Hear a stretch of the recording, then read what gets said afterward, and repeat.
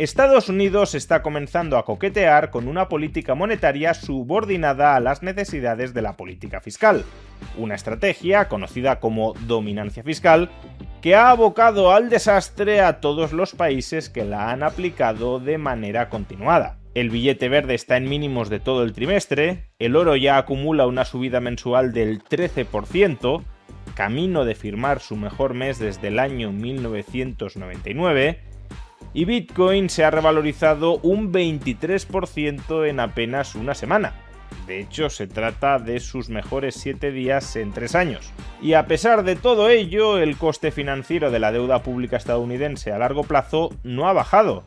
La maniobra de Scott Bessent que os expliqué hace unos días en este canal ha fracasado en su objetivo declarado, pero en cambio ha triunfado en aquello en lo que Bessent no quería que triunfara, es decir, en transmitir el mensaje de que Washington está dispuesto a diluir el valor del dólar antes que a recortar el gasto público. Tanto es así que algunos analistas ya han comenzado a comparar abiertamente a Estados Unidos con el Japón de Abenomics, un país que, para abaratar la financiación de su tesoro insolvente, aceptó destruir un tercio del valor de su moneda. ¿Es esta una comparación justa? ¿De verdad Estados Unidos va camino a convertirse en un nuevo Japón? Veámoslo.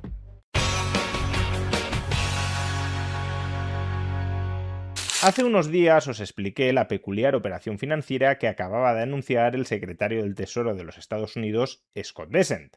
La operación consistía en que el Tesoro estadounidense recomprara deuda pública a largo plazo emitiendo deuda pública a corto plazo. Y como el tipo de interés de la deuda pública a corto plazo está por debajo del tipo de interés de la deuda pública a largo plazo, el objetivo de esta maniobra era abaratar el coste financiero de la deuda pública a largo plazo. En ese vídeo, a su vez, ya expliqué que, debido a la magnitud de la operación, los efectos sobre el tipo de interés de la deuda pública a largo plazo muy probablemente serían efímeros, y a su vez también remarqué que lo que sí ponía de manifiesto esta operación es que el Tesoro de los Estados Unidos mostraba su predisposición a diluir, a envilecer, a socavar el valor del dólar con tal de abaratar su coste de financiación. Pues bien, ambas cosas han terminado sucediendo. Ahora mismo el tipo de interés de la deuda pública a largo plazo de los Estados Unidos está al mismo nivel que antes de que Scott Bessent anunciara esta intervención. Y sin embargo, lo que no ha regresado al mismo nivel que antes de la intervención es el precio de todos aquellos activos que suelen utilizarse como refugio frente al envilecimiento del dólar, a saber, los metales preciosos y los llamados criptoactivos, dentro de los cuales me voy a detener específicamente en Bitcoin. Tanto el oro, la plata como Bitcoin acumulan subidas muy significativas con respecto al momento anterior a que Bessent abriera la boca y comunicara al mercado que priorizaba bajar los tipos de interés a defender el valor del dólar. Desde que Bessent anunció su intervención, Bitcoin se ha revalorizado más de un 20%, la plata lo ha hecho más de un 8%, y el oro más de un 5%. Y al respecto, si como ahorradores en el contexto actual queréis invertir en oro, recordad que esto es algo que podéis hacer fácilmente a través de ETFs que repliquen el precio del oro, como por ejemplo el eShares Physical Gold, el cual, a diferencia de otros ETFs, adquiere el oro físico que respalda su exposición. Y podéis invertir en este y en muchos otros ETFs a través de plataformas como Freedom24. Solo tenéis que entrar al buscador de activos financieros de Freedom24, localizar este ETF, el eShares Physical Gold, seleccionarlo y una vez en la pantalla del perfil de este ETF, darle a la opción de invertir para escoger la cantidad de nuestros ahorros que queremos inmovilizar en este ETF. Además, recordad que Freedom24 acaba de lanzar su plan de inversión recurrente, el cual os permite automatizar una orden de inversión periódica en cualquier ETF, por ejemplo, invierte 100 euros al mes en el ETF de oro, con la ventaja de que pagaréis comisiones de adquisición del 0%, es decir, no os costará nada invertir en cada uno de estos ETFs. Os podéis abrir gratuitamente una cuenta en Freedom24 y comenzar a operar a través de él, pinchando en el enlace que aparece en la caja de descripción del vídeo o en el comentario destacado. Por tanto, sube Bitcoin, sube el oro, sube la plata, sube el euro, y no baja el tipo de interés de los bonos a largo plazo. Así que al final han hecho un pan con unas tortas. Diseñan una maniobra para abaratar el coste de financiación de la deuda pública con la esperanza de que no afectará negativamente al dólar, y al final no han abaratado el coste de financiación de la deuda pública y sí han afectado negativamente al dólar. Vamos, que el mercado no considera que la solvencia del Tesoro estadounidense haya mejorado por este tipo de maniobras, porque si se hubiese vuelto más solvente, el coste de financiación de la deuda bajaría, y en cambio sí considera que el dólar se está volviendo una moneda menos creíble como consecuencia de estas maniobras, y precisamente por eso baja el valor de mercado del dólar frente a otros activos. Y es aquí donde puede encajar la comparación que están empezando a efectuar algunos analistas. ¿Acaso Estados Unidos se está convirtiendo en un nuevo Japón? ¿Y por qué Japón? ¿Qué tiene exactamente que ver Japón con los Estados Unidos? ¿Qué hizo Japón que a algunos les esté recordando ahora a lo que está haciendo Estados Unidos? Pues echemos la vista atrás. En el año 2010, Japón empieza a implementar la política llamada Abenomics. Como el Estado japonés tenía mucha deuda pública, su primer ministro, Shinzo Abe, optó por instrumentalizar al Banco Central de Japón para topar, para limitar el tipo de interés nominal que todo ese enorme stock de deuda pública tenía que pagar. Para eso, el Banco Central de Japón comenzó a comprar enormes volúmenes de la deuda pública japonesa existente. De hecho, a partir del año 2016, el Banco Central de Japón incluso ejecutó abiertamente la política de control de la curva de rendimientos. Es decir, uno de los objetivos explícitos deliberados de la política monetaria del Banco Central de Japón era que el tipo de interés de la deuda pública japonesa a 10 años no superara el 0%.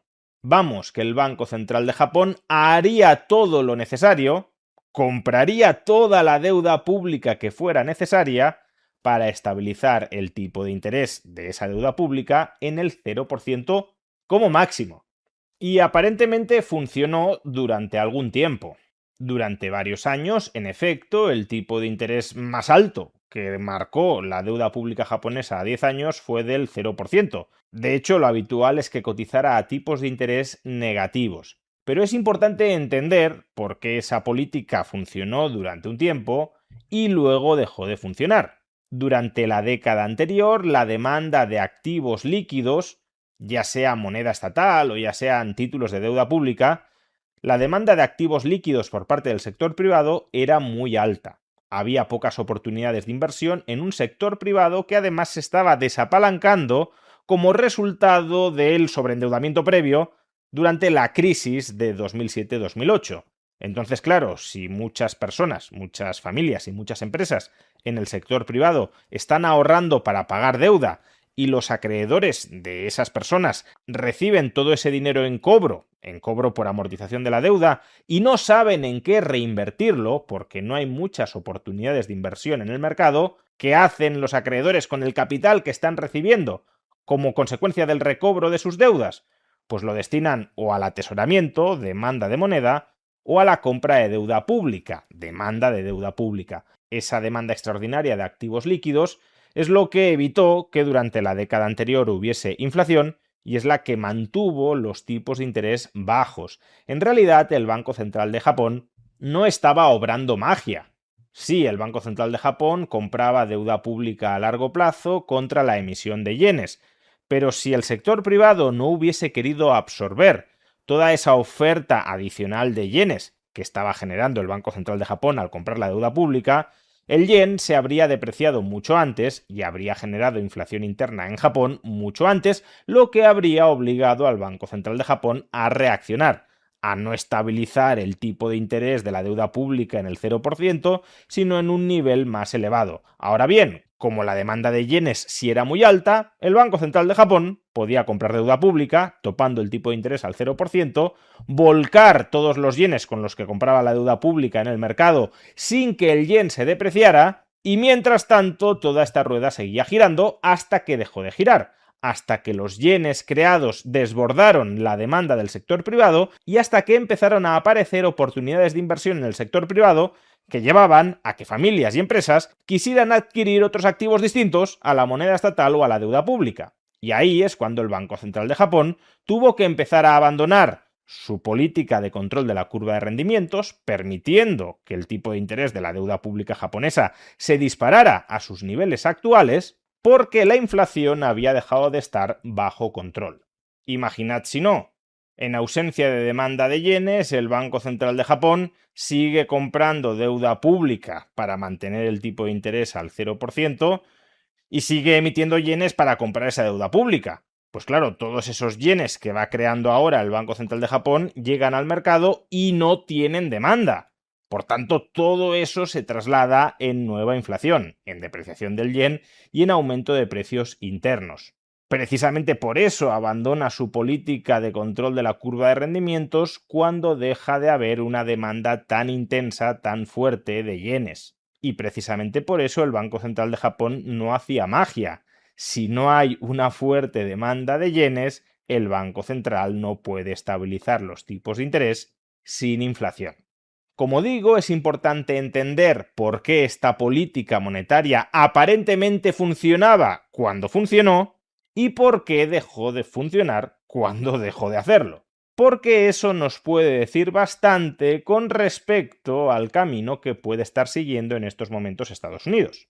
Estados Unidos ahora quiere estabilizar el tipo de interés de la deuda pública a largo plazo contra la emisión de deuda pública a corto plazo que puede colocarse en el Banco Central a cambio de financiación barata, pero lo que no está teniendo en cuenta es que si no hay demanda suficiente para absorber o la deuda pública a corto plazo que se está generando, o los nuevos dólares que pueda generar la Reserva Federal para proporcionar financiación contra esa deuda pública a corto plazo, si esto no existe, lo que sucederá es que el tipo de interés de la deuda pública a corto plazo subirá o que el dólar se depreciará. Eso si la operación para abaratar el tipo de interés de la deuda pública a largo plazo es de suficiente magnitud como para tener éxito.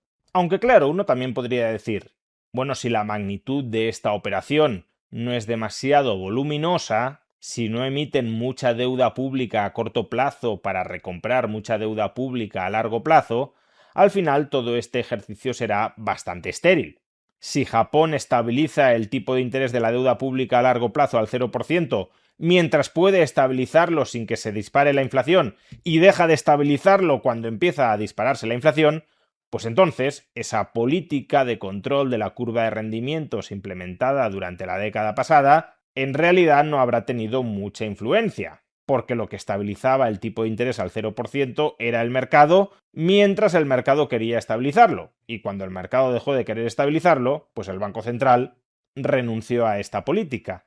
Pero no perdamos de vista que ejecutar este tipo de operaciones, manifestar ante el público que tienes como objetivo evitar que suban los tipos de interés a largo plazo a una costa de emitir más deuda pública a corto plazo o en el extremo de emitir moneda fiat, transmitir ese mensaje ante la población sí conlleva costes de credibilidad, de confianza para la moneda fiat. Si los inversores están viendo que tú priorizas un objetivo, que te financies barato, a otro objetivo, que no haya inflación, pues entonces, claro, lo que temen es que siempre que esté en tu mano, siempre que tengas cierto margen, vas a diluir el valor de la moneda para bajar unas decimitas tu coste de financiación.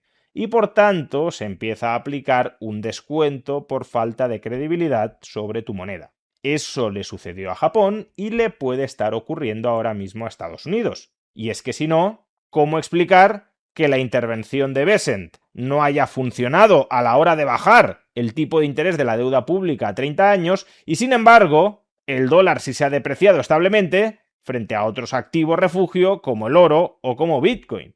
Esa brecha en el valor del dólar que no se ha trasladado en menor coste de financiación es una brecha por falta de credibilidad, por credibilidad perdida después de anunciar esta operación. Es más, la pérdida de confianza en una moneda no solo no contribuye a abaratar tu coste de financiación, sino que puede encarecerlo. Si los inversores no tienen previsibilidad sobre el valor futuro del dólar, o si la previsibilidad en el valor futuro del dólar ha empeorado como consecuencia de estas ocurrencias de Bessent, pues entonces, claro, su demanda de activos pagaderos en dólares, en esa moneda con un valor menos previsible, la demanda de esos activos pagaderos en dólares se va a reducir. En el margen van a querer tener menos deuda pública estadounidense que antes, cuando el dólar tenía un valor más previsible.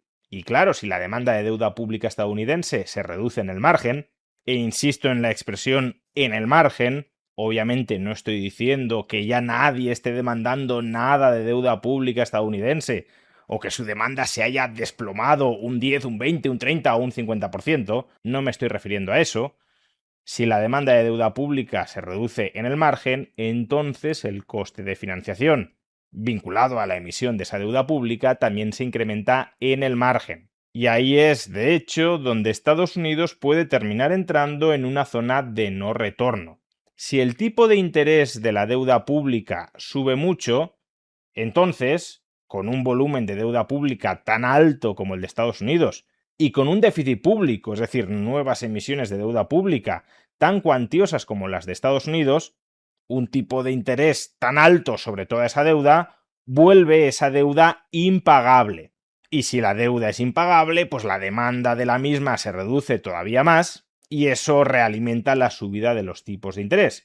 Con lo cual, en ese contexto, lo interesante sería bajar los tipos de interés, para que al menos se pueda terminar pagando la deuda. Pero claro, si bajas los tipos de interés monetizando la deuda pública directa o indirectamente a través del Banco Central, ¿qué sucede? Que estás creando muchos dólares que los agentes económicos no quieren, con lo cual el valor del dólar cae y eso también hace aumentar los tipos de interés nominales sobre la deuda. Es decir, que a partir de ciertos umbrales de deuda pública y de ciertos niveles de desconfianza por parte de los inversores, puedes llegar a eso que llamaba zona de no retorno. Es decir, puedes ser incapaz de amortizar la deuda pública sin echar mano de una importante inflación. No puedes pagar la deuda pública sin inflación porque eso supone tipos de interés mucho más altos de los que puedes digerir y solo puedes pagar la deuda pública impagándola generando inflación. Estados Unidos, desde luego, todavía no está ahí.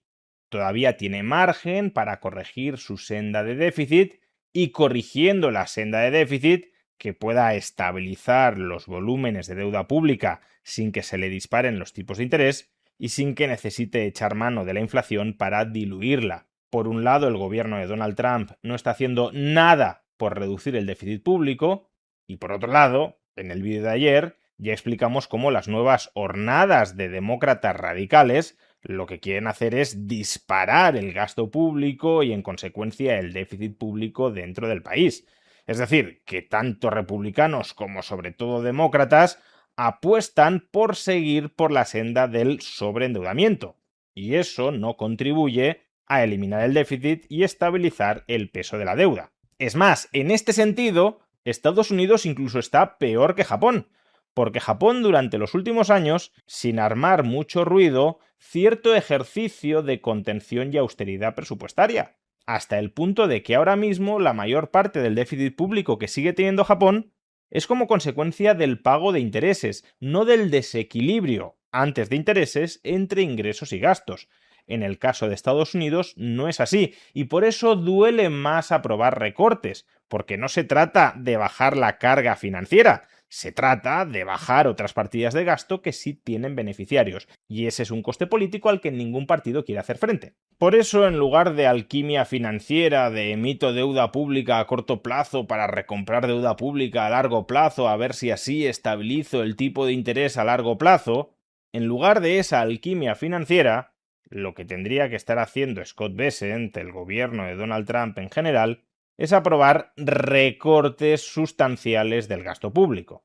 Pero no lo están haciendo y el reloj sigue corriendo y la deuda se continúa acumulando. Y si ante esta realidad las únicas señales que perciben los inversores es que las maniobras del gobierno de Trump pasan por la alquimia financiera, pasan por diluir el valor del dólar para bajar un poco el coste de financiación, pues normal que en ese contexto aumenten de precio el oro, la plata o Bitcoin.